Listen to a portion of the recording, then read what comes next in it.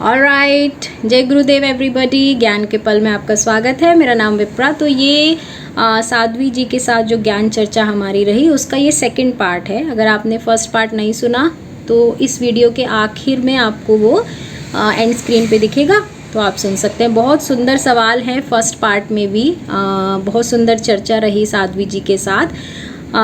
जीवात्मा से परमात्मा की जर्नी क्या है, गुरु क्यों चाहिए, मन में जो विचार है उनके साथ जो भय भी आता है उससे कैसे निकले, ये सब फर्स्ट वीडियो में है। अभी आज की वीडियो में आप सुनने वाले हैं साध्वी जी जो साध्वी जी बनी। तो ऐसा कौन सा मोड़ आया जब उन्होंने ये तय किया कि मुझे साध्वी बनना है जीवन में, तो ये अब आप सुनेंगे इस वीडियो में। खुद को माफ़ नहीं कर पाते जब कुछ गलत हो जाता है, तो वो इसका जवाब साध्वी जी ने दिया है। क्या मुक्ति का, भक्ति का, क्या इसका रास्ता सिर्फ दुख है? क्योंकि जीवन में दुख आता है तभी हम भक्ति और भगवान की, ज्ञान की तरफ मुड़ते हैं। तो क्या ऐसा कोई रास्ता है कि दुख ना आए और फिर भी हम मुक्त हो जाएं? तो वो अगर आप ढूंढ रहे हैं उसका जवाब तो इस वीडियो में सुनेंगे। सब कुछ भगवान है, सब कुछ वो एक तत्व है, तो ये नेगेटिव एनर्जी, बुरे लोग, बुराइयाँ ये कहाँ से आती है? फिर किसी ने पूछा कि अब मैंने सब देख लिया जीवन में, अच्छा बुरा, समता भी आ गई, अब बस मुझे कुछ चाहिए नहीं ना, अब वापस नहीं आना, मुक्त होना है। तो क्या ऐसा अगर मैं निश्चय कर लूँ तो क्या मैं मुक्त हो जाऊँगी, या मुझे एक प्रोसेस है कोई, उससे निकलना होगा? तो इसका जवाब भी है इसमें। क्या जीवन की यात्रा सजगता में रहने की है कि अब आप सजग हो गए जीवन में, तो आपने वो की जो है वो सीख ली जीवन में, या कुछ और है जीवन में करने के लिए? समर्पण क्या है, ये आप इसमें सीखें, समझेंगे। और एक और श्राद्ध से रिलेटेड प्रश्न है कि इंसान जाता है तो उसके पीछे उसके घर के लोग, बच्चे श्राद्ध करते हैं, पर जो जीव जंतु चले जाते हैं उनका कौन श्राद्ध करता है? तो इसका मतलब हमें तो डराया जाता है श्राद्ध नहीं होगा या ठीक से उनका अंतिम संस्कार नहीं होगा तो वो भटकते रहेंगे, मुक्त नहीं होगा। तो उनकी आत्मा की मुक्ति के लिए तो श्राद्ध नहीं होता, तो फिर उनकी मुक्ति कैसे होती है ना? तो सवाल तो ये वैलिड है। इसका जवाब भी बहुत सुंदर साध्वी जी ने दिया है। होप यू एंजॉय द ज्ञान चर्चा। जय गुरुदेव। पर्सनल है, मेरे को ऐसे ही आपसे बात करके बड़ा अच्छा लग रहा है कि इतना ज्ञान है आपके पास। तो आप कैसा, आपको ऐसा बचपन से, मतलब जब से आपने देखा होगा कि आपको लगा कि मुझे यही ऐसा ही करना है, या कुछ ऐसा घटा, कुछ कृपा हुई, घटा तो गलत वर्ड होगा, कुछ कृपा ऐसी हुई कि आपको लगा कि नहीं ये करना है, ऐसे मुझे जीवन व्यतीत करना है? मेरे जीवन में गुरु कृपा के सिवा कुछ भी नहीं है। अगर मैं अपना जन्म से लेकर की प्रक्रिया को समझूं तो मुझे लगता है गुरुदेव ही मुझे लेकर आए। जिस परिवार में जन्म कराना, जिस विचारधारा को ध्यान में रखते जन्म कराना, फिर मेरा इस पथ पर आने से पूर्व, जैसे एजुकेशन वाइज और प्रोफेशन मेरा जो है, मेरा बिजनेस भी जो रहा वो एज ए आर्किटेक्ट है। मैं विद मटेरियल साइट वगैरह सब करती थी, इंटीरियर डिजाइनिंग वगैरह, ये सब मेरा अपना अच्छा बिजनेस रहा, सब कुछ था। उसके बाद मैं गुरुदेव के सानिध्य में आई। सानिध्य में आने के बाद में कुछ लोगों के माध्यम से सुनने को आया कि वो कहते थे आप तो साध्वी हो, स्वामिनी हो। नो डाउट मैं उसमें टीचर ही थी, है ना, ये थे। तो कई लोगों का ये था, संगता नहीं, आपको इस पद पर आना चाहिए, उनको जो भी दिखता हो मुझे ज्ञात नहीं। तो उस पर मैंने नो डाउट कुछ वर्ष अपने आप पर कार्य किया, एनालाइज किया खुद को कि मेरी वृत्ति, प्रवृत्ति, निवृत्ति किस टाइप की है, मुझे आखिर जीवन में चाहिए क्या, किस ओर जाना चाहिए। तो वो समय लगने पर, अपने आप पर वो समय देने पर मुझे जो फील हुआ कि हाँ भाई ये मार्ग मेरे लिए उत्तम है, इधर मेरे भीतर ये विचार आना, उधर गुरुदेव को के द्वारा मुझे ब्लेस करना, ये ऐसी घटनाएं घटी। अब यात्रा में बताने जाऊंगी तो बहुत लंबी हो जाएगी, है ना। पर ये मैं जरूर कहती हूँ कि जन्म के पूर्व से ही मेरे साथ गुरु कृपा ही काम कर रही है। शुरू से लेके मैं बहुत छोटे उम्र से, आई थिंक आफ्टर 6 क्लास में घर से बाहर ही रहती थी, 10th क्लास के बाद मैं फैमिली से बहुत दूर रही ऐसा। तो एक गुरु ऑरा मेरे साथ हमेशा चलता था। मैं जिस एरिया से बिलोंग करती हूँ तो वो बहुत, आई थिंक आपने सुना होगा, फूलन देवी, मुलायम सिंह एरिया, ये जी सब जी। हमारे अड़ोसी पड़ोसी वाली जगह हैं। और इन जगहों पर मैं रात्रि विचरण करती आई हूँ शुरू से, और मेरे अंदर कभी भय नहीं आया।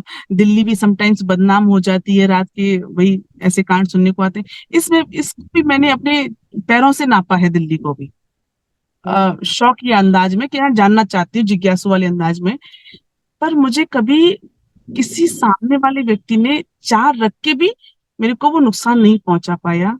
और सामने वाले उसी व्यक्ति के ये शब्द होते हैं, पता नहीं मैं इस मनसा से तुम्हारे पास आया था पर मैं आगे बढ़ नहीं पाया, पता नहीं किसने मेरा मन परिवर्तित कर दिया, किसने मुझे ऐसे एक नहीं कईयों के सुनने को आए। तो ये मैं बहुत ही सौभाग्यशाली हूँ कि गुरुदेव मुझे लेकर आए, और उनका ऑरा ही मेरे को संभाल के रखता है, वही सब करते कराते हैं, मैं कुछ भी नहीं, सच बताऊं तो। मैं कहूँ तो मेरा हाथ पकड़ के वो लेके चल रहे हैं कि तू पार कर पाए ना कर पाए, चल मैं तेरा हाथ पकड़ लेता हूँ और पार करा देता हूँ ये भवसागर। तो मेरी स्थिति तो ऐसी है, इसीलिए शायद मेरा नाम मुक्ता रखा गया। तो ये रखने वाले मेरे घर वाले नहीं थे, कोई बाहर से व्यक्ति आता है कहता है इसका नाम तो मैं ही रखूंगा और इसका ये नाम रखूंगा। फिर अभी गुरुदेव ने जो नाम भी दिया, और वो भी देखो क्या नाम दिया, अभी गुरुदेव ने जो नामकरण किया उसमें साध्वी कनकेश्वरी किया। तो अब ये अच्छा। गुरुदेव की हाँ, गुरुदेव का ही एक ये है, और गुरुदेव ही संभालते हैं, गुरु कृपा केवलम, और कुछ भी नहीं। तो आपका नाम तो सुवर्ण मोती हो गया। सुवर्ण मुक्ता हो गया। कनकेश्वरी यानी शिव की शक्ति, है ना, शुद्धता की, प्योरिटी की पावर जो है कनकेश्वरी। बाकी अर्थ में तो क्या गुरुदेव जाने, वो जिस उपाधि से नवाजे। मैं तो उनकी सेविका हूँ, है ना। वो तो बहुत मेरा हाथ है, जित वितरावे उतर में बैठो, जो वो कहें सो मैं करूं। बस यही बढ़िया। मेरे लक्ष्य, और कुछ नहीं। तो साध्वी जी, जैसे अभी आपने बोला कि गुरु ही करा रहे हैं सब कुछ, आपके जीवन में जो भी हुआ वो गुरु। तो मेरा ये निजी सवाल है कि जब कुछ अच्छा घटता है मुझसे, अब इतना अष्टवक्र गीता सुन के ये पता चल गया कि तुम तो नहीं हो करता, मन में जो विचार उठ रहे हैं सब वो करा रहा है, तो मैं अच्छा जब मुझसे होता है तो मैं उसको समर्पण कर पाती हूँ कि वो करा रहा है मुझसे, ये सब मुझसे नहीं हो रहा। अब आप भी कैसे कनेक्ट हुए हमसे और हम यहाँ बैठे हैं, मुझसे नहीं हो रहा, ये डिवाइन की विल है, सबको आपका ज्ञान सुनना है। लेकिन जब कुछ बुरा घटता है मुझसे, यानी मैं किसी को हर्ट कर देती हूँ या मेरे शब्दों से, तो वो मेरे से इतनी जल्दी छूटता नहीं है, उसमें मैं वृत्ति के फंस कारण, जाती हूँ। जो हमारे पुराने संचित कर्म, हम जो जीवन शैली जीकर आए हैं, उसमें हमारी जो वृत्ति बन गई है। कहते हैं ना, व्यक्ति खाली हाथ जाता है, खाली हाथ ही आता है, कुछ लेके जाता नहीं है। पर ये बात पूर्ण सत्य है क्या, विचार करने योग्य है। मैं कहती हूँ शरीर तो खाली हाथ आता है, खाली हाथ जाता है शरीर, पर हमारा अंतःकरण खाली आता जाता है, मेरे को लगता है नहीं। हमने जो जीवन में किया उसको लेकर जाता है, और उस प्रारब्ध को पुनः अगली यात्रा में लेकर आता है। शरीर खाली हाथ आता जाता है, बाकी मन चित्त ये तो साथ साथ चलते हैं, साथ साथ आते हैं। तो हमारी जो वृत्ति है, जो कहा गया है ना, जैसे वेलनेस प्रोग्राम में समझाया गया है, कैसे हमारी कोई एक छोटी सी घटना हमारी आदत बनती है, और आदत से वो वृत्ति में परिवर्तित हो जाती है। इसीलिए कहते हैं ना, कोई एक गलती हुई हो तो तुरंत सुधर जाओ, क्योंकि पता नहीं वो कब हमारी आदत बन जाए। और आदत बनने का मतलब क्या है, कुछ गलत हो गया उसमें बुराई नहीं है, पर गलत भी हमें सही लगने लगे वो बुराई।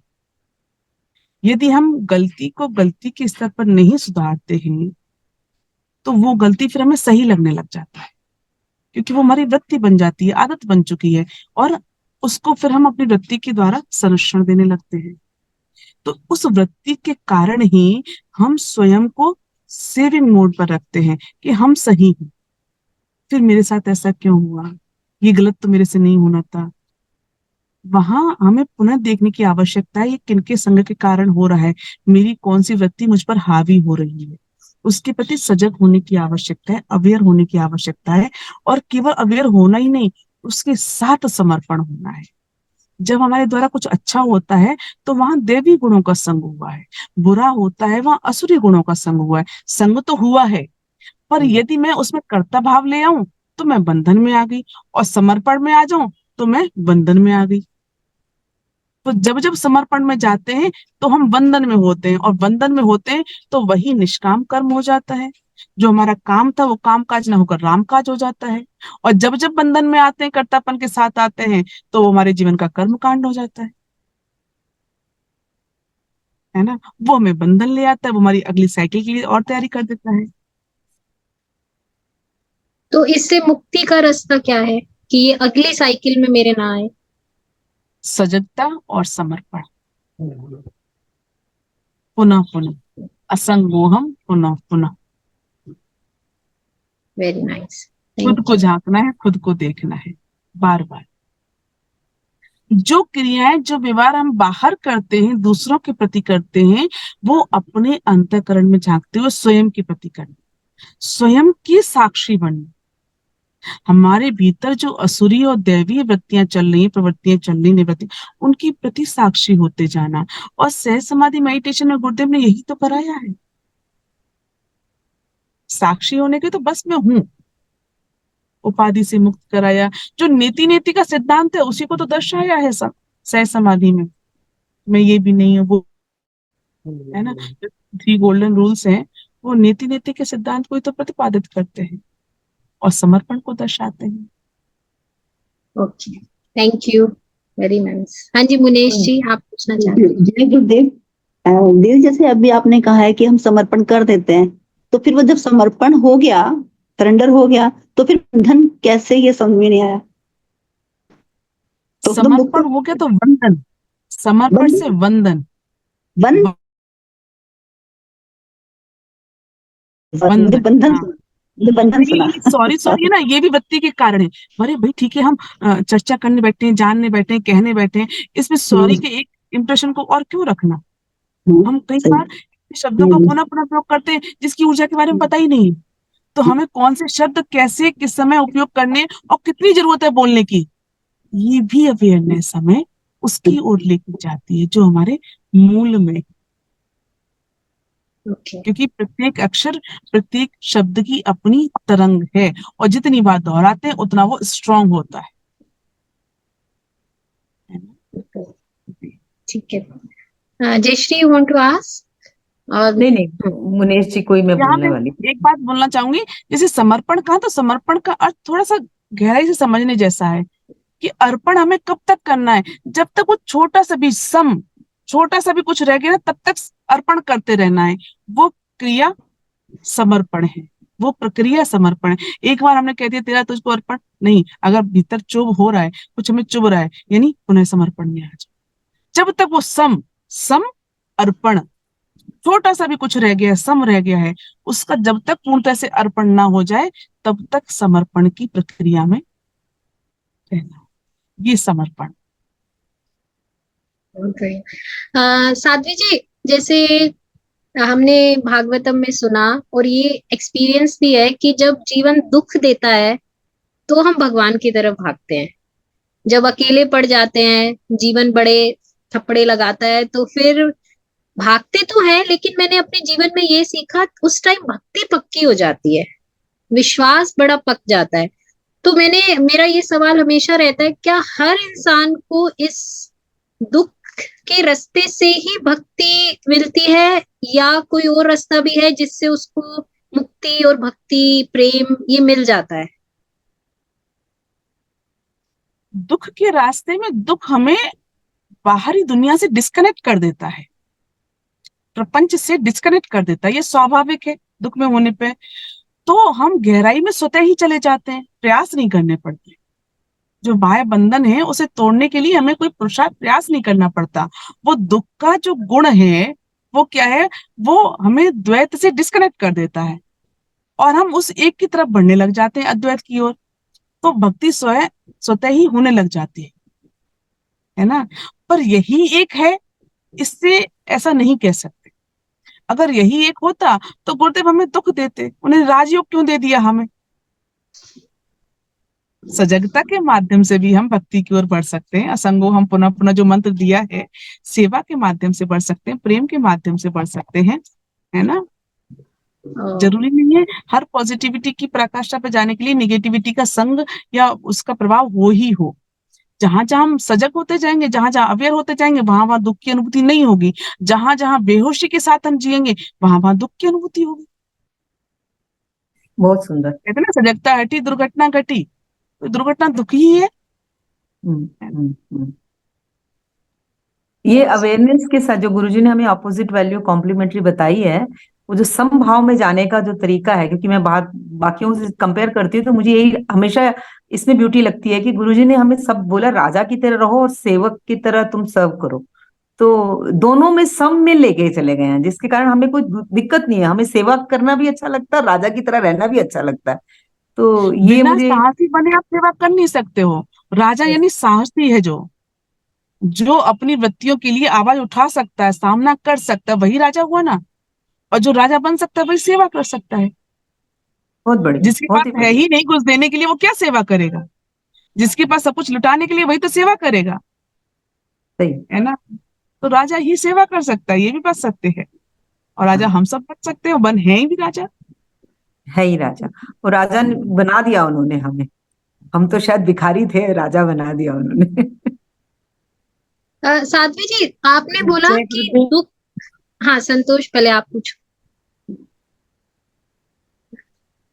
मेरा छोटा सा एक क्वेश्चन था कि जब सब कुछ मतलब भगवान की मर्जी से है, या सब कुछ एक तत्व ही है, तो नेगेटिव एनर्जी कहाँ से आई, या जो दूसरा चीज है वो कहाँ से आया? सब कुछ एक ही हम तत्व है। देखो, ईश्वर का स्वरूप क्या बताया? निराकार मोकार मूलम तुरीयम, है ना। निराकार है, उसका कोई आकार नहीं, तो हम आकार में कैसे आ गए? तो प्रकृति और पुरुष का संग हुआ तो हमें आकार मिला। यानी जो एक था, उसे क्रिया करने के लिए, आकार में आने के लिए, द्वैत में आने के लिए उसने प्रकृति का संग किया। तो मूल में पुरुष है, और उसका जो बाह्य आवरण है, उसके कारण जो संग है, आकार है, गुण है, ये सब प्रकृति का स्वरूप है। तो उसमें जो प्रकृति के गुण हैं, वो भी तो परिलक्षित होंगे ना। एक तत्व तो पुरुष है, पर उसको आकार में आने के लिए प्रकृति का संग लेना पड़ता है।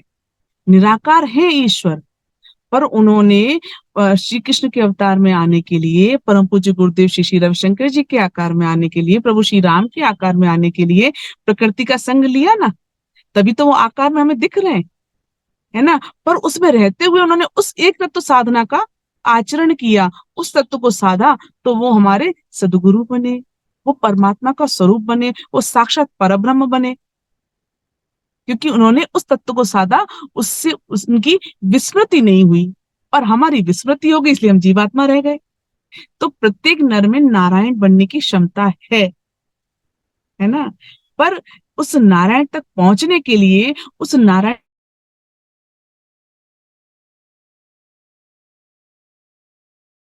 संभव नहीं है। क्यों? जब संघर्ष होता है ना, कोई घर्षण होता है, तभी उसका सार निकलता है। समुद्र मंथन की क्रिया और क्या है? हृदय और मन का ही तो मंथन है, तभी तो अमृत निकला है। पर उससे पहले विष निकला है। तो हमारे भीतर जो निगेटिविटी निकलती है, विकार आते हैं, ये सब क्या है? ये विष है।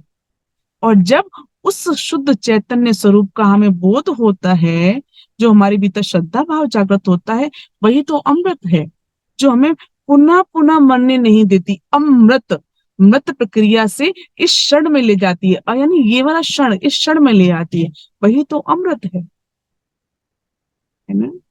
ये साधन है, ये शरीर हमारा साधन है। ये सब उस एक तत्व को साधने के लिए जो साधना करनी है, उसमें ये सब सहायक हैं, इसलिए हमें मिले हैं। और हमारे भीतर वो साहस है कि हम कर सकते हैं, इसलिए हम यहाँ आकर के वो साधन करने के लिए आए हैं। बिना साहस के तो हम इस आकार में भी ना आए। बस अपने उसी विश्वास को, जिस विश्वास के साथ हमने आकार लिया, प्रकृति का संग किया, उसी साहस को जगाना है, उसी विश्वास के साथ एक होना है, उसी आत्मविश्वास में संग करना है। बहुत सुंदर। साध्वी जी, अब जैसे आपने बहुत अच्छे से एक्सप्लेन किया, मेरे को ये लगा, एक तो है ज्ञान, आप जो ज्ञान बोल रही हैं उस लेवल तक जाना, गुरु के पास जो ज्ञान है, हमारे पास तो बहुत कम है। हम बस एक छोटा सा अंश मात्र हम समझने की कोशिश कर रहे हैं। तो क्या सबको भी सरेंडर, क्योंकि किसी को पाना है तो उसमें से होके गुजरना पड़ता है, मैं ऐसा मानती हूँ। यदि मुझे कुछ साहस चाहिए तो नेचुरली मुझे वो डर को फेस करना पड़ेगा, तभी मैं साहसी बनूंगी, बहादुर बनूंगी। क्या बिना डर को फेस किए हम बहादुर बन सकते हैं? यानी मैं बिना नॉलेज की इस पे ना जाकर सिर्फ एक प्रेम भाव में आप आगे बढ़ गए, तो क्या हम ऐसे बढ़ सकते हैं कि और उतने में हमें ठीक है, इस जर्नी में हमारी खत्म हो गई बस, और नहीं चाहिए? क्योंकि और फिर हमारे को मैं आपको देखूं, मुझे लगे हाँ हाँ ये ज्ञान भी चाहिए, मैं गुरु को देखूं हाँ हाँ मुझे ऐसा चाहिए, ऐसे का तो अंत नहीं है ना। अच्छे का भी कोई अंत नहीं है, बुराई का भी कोई अंत नहीं है। तो एक आगे बस दैट्स इट, हो गया, देख लिया मैंने। तो क्या मैं उस पे आके निश्चित हो सकती हूँ कि ओके हो गया, देख लिया, यही तो है, और कितना चाहोगे, कितना करोगे? या नहीं, हमें जानना पड़ेगा और समझना पड़ेगा और फिर हम उधर तक पहुंचे? देखो, बिना डूबे पार नहीं हुआ जाता। आप अच्छा। तैराक को ये कहने के लिए आपको तैर के जाना पड़ेगा। आप अच्छे घुड़सवार हो, उसके लिए आपको घुड़सवारी करके जाना पड़ेगा, तभी सत्य का दर्शन होगा, है ना। ये जरूर सिद्धांत है, कुछ जान के चलो, कुछ मान के चलो, सब कुछ करने की आवश्यकता नहीं है। क्यों? कुछ चीजें देख के समझ में आ जाती हैं, कुछ चीजें करके समझ में आ जाती हैं। जहां हमें लगता है मानसिक बोझ बढ़ रहा है, वहां करके निकल जाओ, उसमें अटके मत रहो। जैसे गुरुदेव कहते हैं ना, कर्म जितना बंधनकारी नहीं है, जितना कि उसकी बार बार हमारे भीतर जो आवाज उठती रहती है ना, उसकी जो आसक्ति है ना, वो बार बार हमारा, क्या शब्द है, मुझे वो शब्द याद में नहीं आ रहा, वासना कहेंगे, लस्ट कहेंगे, लाइक, है ना। अ, उचित वर्ड शायद मेरे पास नहीं आया है, पर आप इससे समझ सकते हैं कि मानसिक लेवल पे किसी विचार का हम निरंतर जो संग करते रहते हैं, वो जितना खतरनाक है, उतना उसको कर्म के द्वारा कर देने में खतरनाक नहीं है, क्योंकि वो निरंतर निरंतर निरंतर कई गुना बढ़ता जा रहा है। तो इसीलिए कुछ जान के चलो, कुछ मान के। यदि आप समझ जाते हो ये करने जैसा नहीं है, ये करने जैसा है, और आप अमल में आ गए, बहुत अच्छी बात है। और नहीं हो पा रहा है, तो उस प्रक्रिया से होके गुजर जाओ कि हम कितने पानी में हैं, उसको उसमें जो है परिपक्व होते हुए निकलो। तो उसी के लिए ये सेवा का जो मार्ग दिखाया है कि हाँ भाई, प्रेम तो करना है सबको, पर सबसे प्रेम हो पाता है क्या? नहीं हो पाता, है ना। अपने पराई में भेद हो ही जाता है। पर जब सेवा मार्ग पर निकलते हैं तो पहले थोड़ा सा बंधन लगता है, पर दूसरे स्टेप में थोड़ा सा और अच्छा लगता है। फिर जो है जागृत होके आता है, जितना नहीं है उससे ज्यादा होके आता है। ये पता चलता है पहले जितने परेशान नहीं थे, उससे ज्यादा तो अब हो गया। तो कहीं ना कहीं वो हमारी सत्यता को हमें दर्शाता है। तो वहां हमें ज्ञान का संग करना है। अब मुझे क्या करना चाहिए? तो ये क्या, पानी में उतरना ही तो हो गया कि हम कितने अच्छे तैराक बने। कि हमें बाहर से कितना भी विरोधाभास मिले, कितने भी गाली गलौज मिले, कितने भी आरोप मिले, क्या मेरे अंतर पर मुझे अंतर पड़ता है क्या? क्या अंतर को मैं निरंतर रख पाती हूँ, अंतर के साथ जी पाती हूँ, या उससे भटक जाती हूँ? ये मेरा दर्पण हो गया, और उससे हमारा कोई लेन देन नहीं है। पर उस प्रक्रिया में जाते जाते जाते जाते अंदर की शुद्धता बढ़ती जाती है, गुरु हमारा ऑरा बनाते चले जाते हैं। बहुत बहुत सुंदर। बढ़िया, थैंक यू, थैंक यू। तो साध्वी जी, बस एक दो सवाल आखिरी लेंगे, आपको भी काम होगा। तो ऐसा लग रहा है, जब आपने मेरे पिछले सवाल का भी जवाब लिया कि दुख क्या है, आपको वो एकदम अवेयरनेस में ले आता है, क्योंकि हम देखते हैं दुख में ऐसा ही होता है, वो कनेक्शन भी, अवेयरनेस भी। तो क्या ये जर्नी सारी अवेयरनेस की है कि अब मेरा संग अच्छे अच्छा संग है तो मुझसे अच्छा काम हो रहा है, बुरा संग हुआ तो मेरे से बुरे काम मुझसे हो रहे हैं, मैं कर नहीं रही। तो ये सारी जर्नी अवेयरनेस की है कि मैं कितनी अवेयर रह सकती हूँ मुझसे जो हो रहा है उसके लिए, या मेरे मन में जो घट रहा है उसके लिए। जर्नी जो है सजगता और संवेदनशीलता की है। ये दो चरण है, दो कदम है ना। सेंसिटिविटी और अवेयरनेस, कृतज्ञता और समृद्धि। कहते हैं जितने हम समृद्ध होते हैं उतने ही कृतज्ञ हो जाना है, और जितने कृतज्ञ होते हैं उतनी समृद्धि आती जाती है। तो हमारी जो ये यात्रा है, जो जीवन में अन्य अन्य चक्र घटित होते हैं, उसमें दो चीजें सूक्ष्मता के साथ समझने वाली है कि हम किसी भी मुद्दे, किसी भी क्रिया के प्रति कितने सेंसिटिव हैं, कितना उसका हम सूक्ष्मता के साथ ग्रहण कर पाते हैं। वो कब होगा? आप जो व्यवहार कर रहे हैं, जो आपकी बोलचाल है, बात कर रहे हैं, जो शब्दों का प्रयोग कर रहे हैं, जो आप अपनी क्रियाएं कर रहे हैं, जो आप श्रवण कर रहे हैं, उसके प्रति कितनी आपकी सजगता है, आप उसके प्रति कितने अवेयर हो। जितने अवेयर होंगे उतनी आप उसको गहराई से रिसीव कर पाओगे, और जितनी गहराई से रिसीव कर पाओगे उतने आप अवेयर होते जाओगे। तो ईश्वर कैसा है? कण कण में है, प्रत्येक कण में है, जड़ चेतन में है। गुरु पूजा में यही कहते हैं ना, चर व्याप्तम, ये ना, जो ईश्वर है, गुरु है, वो किसमें? चर अचर सभी में व्याप्त है। तो क्या उस जड़ में भी आप उस चैतन्य को देख पा रहे हैं? तो ये सूक्ष्मता होगी, इतना सूक्ष्म है। और वो कितना बड़ा है? विराट स्वरूप है, अखंड मंडलाकारम। पहली लाइन में क्या है? अखंड मंडलाकारम, इतना बड़ा है भाई उसका आकार कि उसमें अखंड मंडल आते हैं। और दूसरे के व्याप्तम ये निचराचरम, कि अब अचर क्या है भाई? धूल का एक कण भी है, कण कण में शिव बसते हैं, अणु अणु में विष्णु है, तो इतना सूक्ष्म भी है। गुरुदेव ने तो एक मेडिटेशन भी कराया है ना, कि जो वो लेके जाते हैं, हवा मंडल मेडिटेशन है ना, तो उसमें क्या है? एकदम पराकाष्ठा पर लेके जाएंगे और फिर एकदम सूक्ष्मता में भी लेके आ जाएंगे।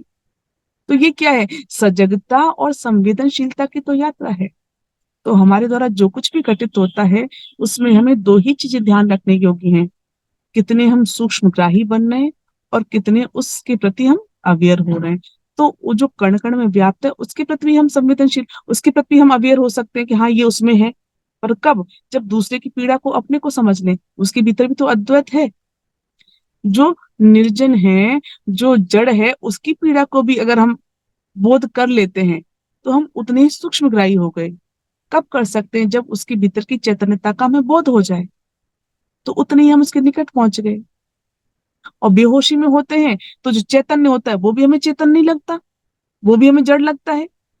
जो संप्रदाय में युद्ध होते हैं वो किस कारण से हैं? जड़ता के कारण ही तो है, बेहोशी के कारण ही तो है। जो उन्हें लगता है अच्छा ये संप्रदाय अलग, वो संप्रदाय अलग, मेल अलग, फीमेल अलग, ये सब, ये द्वैत का व्यवहार, ये किसके कारण से है? कि उसके भीतर का जो एक तत्व है, उसके प्रति हमारी सजगता चली गई, हमें भेद ही भेद दिखाई दे रहा है। अंत में तो वही विराजमान है ना।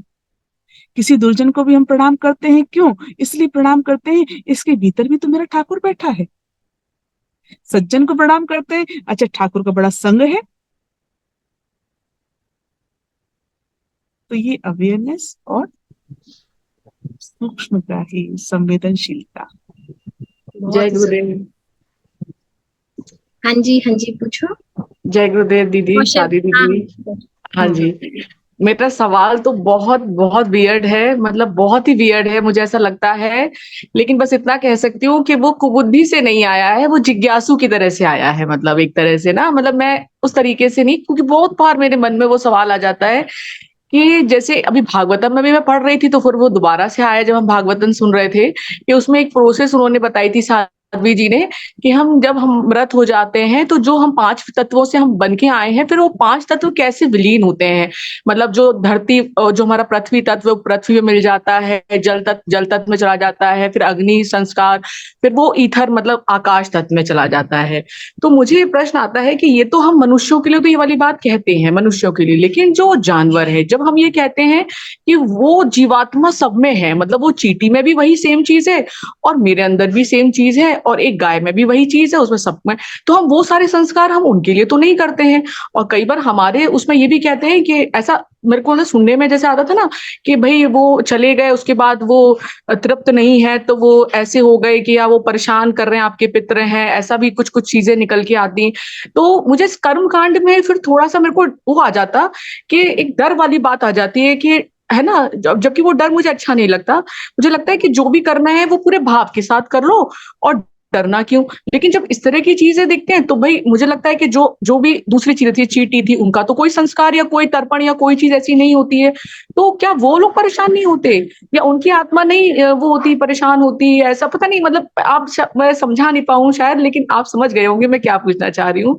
तो या अलग अलग है हम, या हम एक है, और एक है तो हमारे लिए तो इतने सारे कर्म कांड है, उनके लिए तो कुछ भी नहीं है। ये मेरा प्रश्न है। देखो, जो जागा है उसके लिए दुनियादारी है, जो सोया है वो तो किसी के संग ही नहीं है। जब आप निद्रा में जाते हो तो कोई कर्म कांड, द्वैत कुछ भी रह जाता है? नहीं। बस आप सो गए तो सो गए, कुछ भी नहीं। और जागते हो तो अक्खा दुनिया, है ना।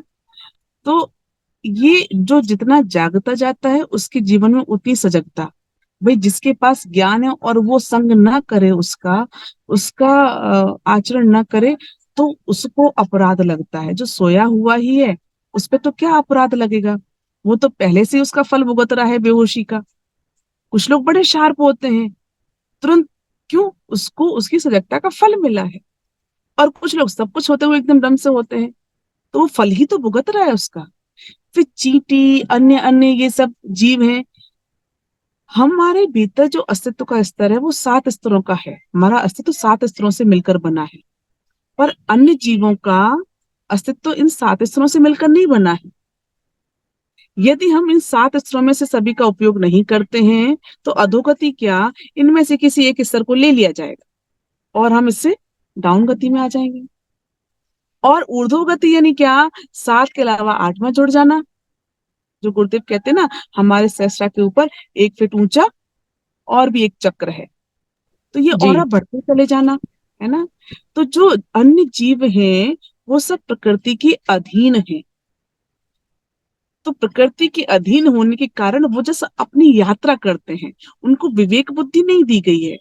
पर मनुष्य ऐसा आकार है जिसे विवेक दिया गया है, क्या करना चाहिए क्या नहीं।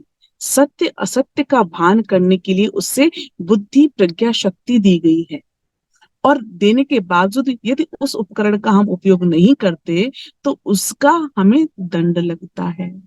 इस कारण से उस दंड से बचने की अलग अलग प्रक्रियाएं हैं, और ये सारी प्रक्रियाएं स्थूल हैं। जैसे ये जगत है, स्थूल जगत, सूक्ष्म जगत, कारण जगत, हमारा शरीर है, स्थूल शरीर, सूक्ष्म शरीर, कारण शरीर, ऐसे ही स्थूलता में स्थूलता का संग है। यदि आप ध्यान प्रक्रिया सजगता में जीते हैं तो ये सूक्ष्म जगत की यात्रा है, सूक्ष्म शरीर की यात्रा है, अंतःकरण की यात्रा है। तो जहां हम सूक्ष्मता के साथ जीते हैं वहां स्थूलता हमें प्रभावित नहीं करती, है ना। जैसे नवदा बहुत भक्ति बहुत के 9 बढ़िया। चरण बताए गए हैं, है ना। नवदा भक्ति के 9 चरण है ना। तो पहले जी अर्चन जी से जी शुरू होता है, पाद सेवन से शुरू होता जी है, फिर आत्म संयोग जी। आ जाता है ना, आत्म नियम आ जाता है। हाँ जब आप स्व के स्तर पे जी रहे हैं तो वहां अवेयरनेस है, वहां स्थूलता मैं तो नहीं रखती, है ना। पर स्थूलता पे कोई चीज आपको भयभीत कर रही है तो ठीक है, उसको कर्म कांड में परिवर्तित कर उससे मुक्त हो जाओ। पर गुरुदेव ने एक सुंदर सा मंत्र दिया है, ध्यान, मेडिटेशन, कि अपने स्थूल से सूक्ष्म में आ जाओ, स्वयं में आ जाओ, है ना। बहुत जी। सुंदर। Thank you thank you. Sadhvi ji, बस एक आखिरी सवाल है। आई नो आप भी, हमने आपको कार में बिठाया हुआ है, बड़ा ही मन तो ऐसा हो रहा है जाने ना दे, पर आ, जैसे इसमें आपने आपका दोष हमसे। नहीं है, कार में बैठाना आपका दोष नहीं है। गुरुदेव ने ऐसी प्रक्रियाओं, वो चरेबीती चरेबीती वाला सिद्धांत लगता है मेरे पर लागू कर रहे हैं लगातार। तो मैं तो सोच के बैठी थी मैं फ्री रहूंगी, पर अभी अभी मैं पुलिस चौकी से ही निकल के आई हूँ एक्चुअली। तो गुरुदेव मेरे से सारे काम कराते रहते हैं, और आगे कोर्ट में ही जाना है। तो मैंने कहा अभी कहाँ किसके यहाँ क्या बैठने जाऊं, कहाँ शोर होगा, शांति वाला यही है, चलो इसको बीच में करते हो तब आगे बढ़ जाते हैं।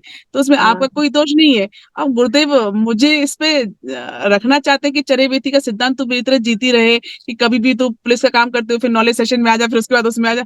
तो ये तो कृपा है ना उनकी। और बिल्कुल। आपके संग से तो मैं ज्ञान को जी पा रही हूँ, संग कर पा रही हूँ भक्त जनों का। तो इसमें दोष कैसे, ये तो मुझ पर मेरे बिहारी जी की, मेरे गुरु की कृपा हुई ना, क्या बात कि है। एक मोड से दूसरे मोड में शिफ्ट कर देना और उसको जी पाना, क्या बात है, है बहुत ना। हाँ। सुंदर।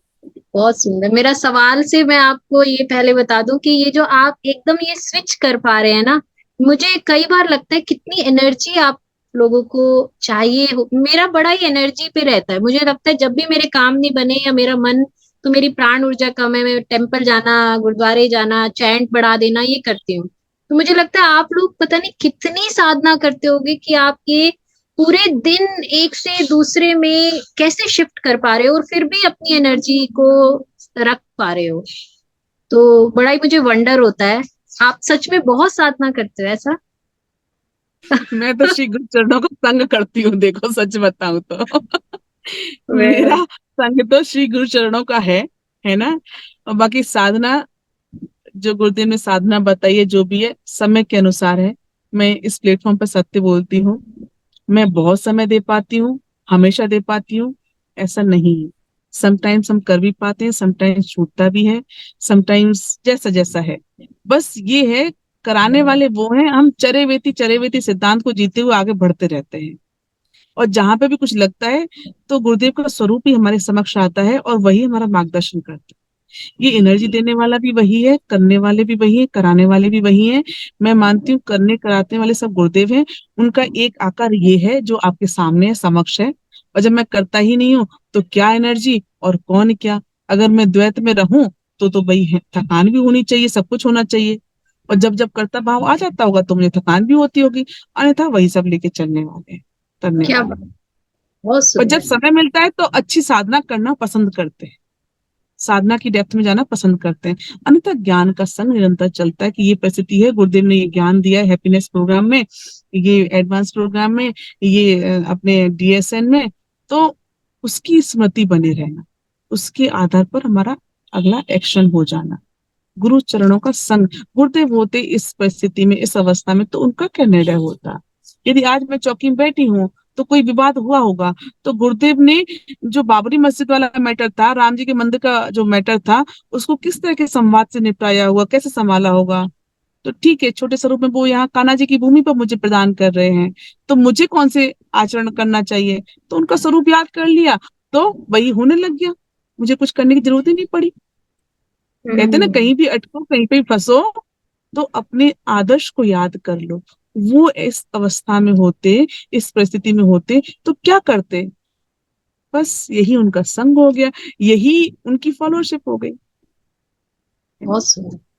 तो मेडिटेटिव स्टेट ऑफ माइंड जो फोर्थ सोर्स ऑफ एनर्जी बोला, वो मेडिटेशन साधना नहीं है, वो ये ज्ञान को हर वक्त अपने मन में रखना, उससे भी हमारी ऊर्जा ऊपर रहती है। मेडिटेशन के माध्यम से ही आप ज्ञान का संग कर सकते हैं। जो मेडिटेशन वाली अवस्था है ना, तो वो क्या है, बेसिकली आपने अपने आप को साध लिया शांत में, है ना। जब आप शांत बैठे, एकांत में बैठे, तब आपने साध लिया। फिर संसार में भीड़ में रहते हुए भी आप अपने आप को साध के कैसे रख सकते हो। तो सेवा क्यों बताई है कि आपने सेवा के बाद आपने साधना करी, साधना के बाद सेवा करी, तो सेवा की जो कार्यशैली है उसमें परिवर्तन आ जाता है। पहले चीजें बहुत हर्ट होती थी, अब उतनी नहीं होती, तो वो साधना का फल आ गया। फिर सेवा करते करते आप आहत ही ना हो, अपने उसी तत्व के साथ रह सको, तो ये साधना का ही तो प्रभाव हुआ। साधना यानी क्या, किसी भी परिस्थिति में किसी समय स्व को साध लेना, और वहां तक की अवस्था तक पहुंचने के जो चरण हैं वो अपनी सुदर्शन क्रिया, मेडिटेशन, पद्म साधना इत्यादि है। ये तब तक करते रहो, तब तक करते रहो, जब तक भीड़ में भी स्व को पूरी तरह से साधना ना आ जाए, उसको साध सके, तब तक इन चरणों का अपनी जीवन शैली में उपयोग करते रहो, इनका पालन करते रहो। और एक क्षण ऐसा आएगा कि वो हो जाएगा, होने लग जाएगा। बहुत सुंदर। तो आखिरी सवाल है मेरा, आपने हम सबके इतने सवाल सुने, तो क्या आपके मन में भी सवाल उठते हैं इतने, जैसे आप हमारे सुन रहे हैं ऐसे? आ, पहले कभी तो उठते थे, अभी समय नहीं मिलता सवालों के उठने और कहने के लिए, क्योंकि एक के बाद कुछ ना कुछ, एक ही दिन में अलग अलग टाइप के कुछ प्रोग्राम्स होते हैं, कुछ अध्ययन में समय चला जाता है। लेकिन हाँ, कभी कोई बौद्धिष्ट आती भी है तो ये सौभाग्यशाली हूँ कि रात्रि के समय में, सुबह के समय में कभी भी गुरुदेव आकर के अपनी प्रेजेंस दिखा जाते हैं और हो जाता है समाधान। अब प्रश्न पूछने की जरूरत नहीं रह जाती है ऐसा। या प्रश्न कभी उठा होगा तो आसपास कहीं से भी उसका उत्तर मिल जाता है, किसी व्यक्ति, किसी परिस्थिति, वातावरण के माध्यम से। कहीं संशय, कहीं थोड़ा सा कुछ ऐसा लगेगा भी, तो गुरुदेव पता नहीं कहाँ से संग भेज देते हैं। अभी जैसे मेरे साथ एक हमारे एक ऑटो टीचर ही हैं, हर्ष भैया, है ना। अब ये बॉम्बे में रहते हैं, बॉम्बे में रहते भी नहीं है, शिप पर चलते हैं, है ना। मुझे वृंदावन में अकेले ही आना था, पर बहुत लंबे समय से हम इनसे नहीं मिले थे, तो ये मिलने वृंदावन में आ गए। तो देखो, 2 दिन का ये जो था, अभी प्रक्रिया जो चल रही थी, वो मैं इस पर साझा तो नहीं कर सकती प्लेटफॉर्म पे, पर गुरुदेव ने इतना सरल करा दिया इनका संग करा करके कि मुझे कुछ करना ही नहीं पड़ा, सब होता होता चला गया। मुझे कोई कष्ट, किसी भी तरह का कष्ट होने नहीं दिया। अब देखो, बाहर बारिश हो रही है, मैं अंदर बैठी हूँ, और हमारे भैया तब कर रहे हैं, कभी बाहर वहां चौकी पे पेपर देने जा रहे हैं, कभी कुछ कर रहे हैं, कभी जेरोक्स और मैं आप सबके साथ आनंद कर रही हूँ, है ना। तो ये सब गुरु ही करने वाले हैं। वो कहाँ साधन, कहाँ क्या जुटाते वही जाने। देखो, मैं गुरु कृपा केवल है। संघर्ष को भी उन्होंने उत्सव बना दिया। अब इनके जीवन का कुछ ऐसा होगा कि इनको इनके माध्यम से तब करा दिया, ये सब पता नहीं क्या हुआ। अब कहाँ शिप पे रहने वाले, है ना, और कहाँ बरेली में आना हुआ और उसके माध्यम से वो भी ये परिस्थिति। इनको तो कल जाना था, पर इनको अच्छा मैं हम भी कल चले जाएंगे, रुक जाते हैं, है ना। आज गुरुदेव ने वृंदावन में करवा दिया सत्संग। Yes yes yes. बहुत बड़ी कृपा हुई आपकी भी।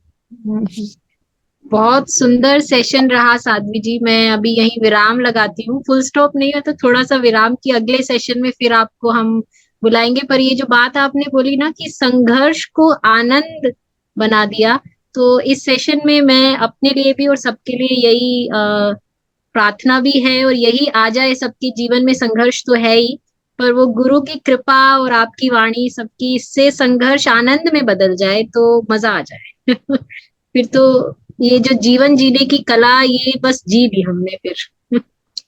बहुत सुंदर। संगत। Thank you so much. जय गुरुदेव। जय गुरुदेव, जय गुरुदेव।